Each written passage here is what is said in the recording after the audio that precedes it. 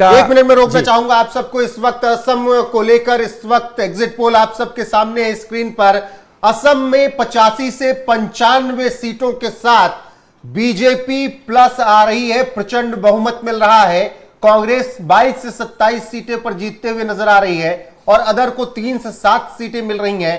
तो असम विधानसभा चुनाव में एक बार फिर से बीजेपी का कमल खिल रहा है, भगवा लहराता हुआ नजर आ रहा है और हिमंत बिस्वा शर्मा के चेहरे पर जनता मुहर लगाती हुई नजर आ रही है। और असम को भी सुमित ने कवर किया पिछले दिनों में और भुवन जी भी लगातार असम को लेकर हम यहां चर्चा करते रहे। सबसे पहले सुमित, असम में 85 से 95 के आंकड़े दिखा रहे हैं, इसके बीच में बीजेपी टिकते हुए नजर आ रही है। आपको हैरान तो नहीं कर रहे हैं आंकड़े, या कम तो नहीं लग रहे हैं जो आपने ग्राउंड जीरो पर देखा हो?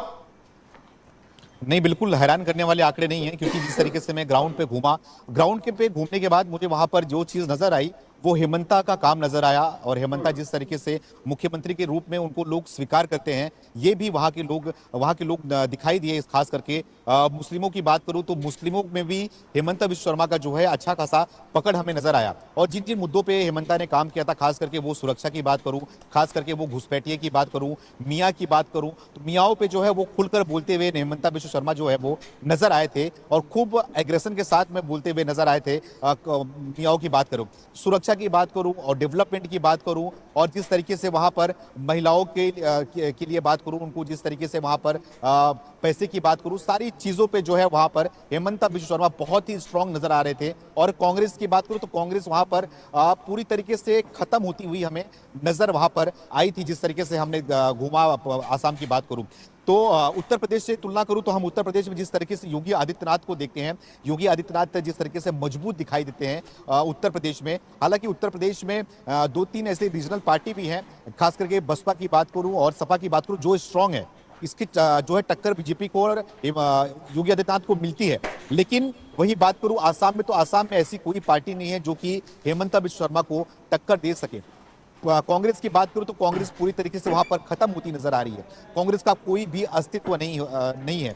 गौरव गोगोई का नाम लेकर कांग्रेस वहां पर चुनाव लड़ने की तैयारी कर रही थी, चुनाव के पहले माहौल बनाया गया था। लेकिन जिस तरीके से वहां की जनता हेमंता बिस्वा शर्मा और बीजेपी की आईटी सेल ने जिस तरीके से उनको पाकिस्तानी घोषित कर दिया, ये अपने आप में बहुत बड़ी बात रही। ये भी बहुत बड़ा मुद्दा रहा है कि गौरव गोगोई को उठने तक नहीं दिया गया आसाम के अंदर। और यही वजह रही है कि आसाम में कोई भी नेता गया, कोई बिल्कुल वहां पर वो गए तो वो असर नहीं किया उनको। कि खास करके बात करूं कांग्रेस में, तो आज के दौर में भी आसाम के मुख्यमंत्री हेमंता बिस्वा शर्मा का कांग्रेस में भी अच्छा स्ट्रांग है।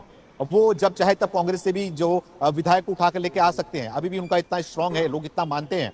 तो हेमंता बिस्वा शर्मा हर तबके के लिए काम किए थे वहां पर। ये ग्राउंड रिपोर्ट है, ये कहीं की सुनाई बातें नहीं है। मैं वहां पर गया, वहां पर घूमा, कई विधानसभा में गया, मैं वहां पर जाकर देखा कि किस तरीके से वहां पर डेवलपमेंट का काम किया गया है, किस तरीके से वहां पर लोगों को रोजगार देने की बात की गई है। वहां पर बच्चों को स्पोर्ट्स के लिए वहां पर ऐसा माहौल बनाया गया है कि बच्चे जो है वहां पर आज के दौर पर अच्छे से खुलकर स्पोर्ट्स में भी हिस्सा ले रहे हैं। वहां पर सारी चीजें मुहैया कराई गई। सड़कों की बात करें तो आज के दौर में वहां पर सड़कों का जाल बिछा दिया गया है आसाम के अंदर। तो सारी चीजें हैं वहां पर जो कि बहुत अच्छे तरीके से वहां पर नजर आई। मैं खास करके बात करूं डिब्रूगढ़ से अगर आप गुवाहाटी की तरफ निकलेंगे तो पहले के दौर में वहां पर कई घंटे वहां पर लगा करते थे, 7 से 8 से 9 घंटे हो जाता करते थे। लेकिन आज के दौर में अच्छे से जो है 4 से 5-6 घंटे में वहां पर लोग पहुंच सकते हैं। तो सारी चीजें जो है वहां पर नजर आई है। जैसे कि उत्तर प्रदेश में योगी आदित्यनाथ ने काम किया है और डंकी की चोट में काम किया है, विचारधारा को लेकर काम किया है। उसी विचारधारा को लेकर हेमंता बिस्वा शर्मा ने भी आसाम में काम किया है। जनता को है ना विचारधारा के लोग ज्यादा पसंद आते हैं और जो ग्राउंड पे हो रहा होता है वो चीज पसंद आती है। तो इसलिए हेमंता बिस्वा शर्मा का जो वहां पर एग्जिट पोल हमें दिखाई दे रहा है वो आश्चर्य करने वाला नहीं है। यहां तक की बात करूं, अगर 100 का आंकड़ा भी छू लेंगे ना हेमंता बिस्वा शर्मा, तो वो भी आश्चर्य की बात नहीं है, क्योंकि कोई वहां पर है ही नहीं, कोई ऑप्शन नहीं है आसाम के अंदर। 100 का भी आंकड़ा अगर हेमंत बिस्वा शर्मा छू लेते हैं, बीजेपी छू लेती है असम में, तो कोई आश्चर्यचकित होने वाली बात नहीं है। ऐसा सुमित कह रहे हैं जो उन्होंने ग्राउंड जीरो पर देखा। सुमित ने यह कहा कि हिंदुत्व के मुद्दे पर और तमाम ऐसे मुद्दे रहे। आपको लगता है कि सिर्फ हिंदुत्व के मुद्दे पर या विकास का भी मुद्दा हेमंत बिस्वा शर्मा के साथ रहा, जिस तरीके से उन्होंने इंफ्रास्ट्रक्चर बदला है वहां पर? बिल्कुल, जो सुमित कह रहे हैं आश्चर्यजनक नहीं है।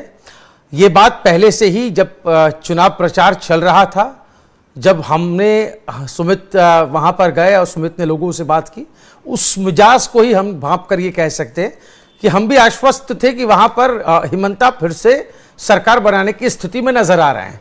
अब चूंकि एग्जिट पोल सामने है, कुछ तस्वीर हमारे सामने एग्जिट पोल पेश करता है, हम सिर्फ अपने ही जो आंकड़े हैं वही ना देखें, अगर हम पोल ऑफ पोल्स भी देखें, यानी कि सारे जो भी अनुमान लगाए जा रहे हैं हर स्क्रीन हर चैनल को देखें, तो लगभग तस्वीर यही 88-100 और 100 से भी ऊपर पहुंचती हुई नजर आ रही है। तो रुझानों में आप कह सकते हैं 100 से ऊपर आए तो आश्चर्यजनक नहीं है। हाँ, एग्जिट का एग्जैक्ट का इंतजार हमें करना पड़ेगा। लेकिन चूंकि आपका एक सवाल था कि इंफ्रास्ट्रक्चर सिर्फ हिंदुत्व का काट रहा है या इंफ्रास्ट्रक्चर भी रहा, दोनों मोर्चों पर काम किया हिमंता ने।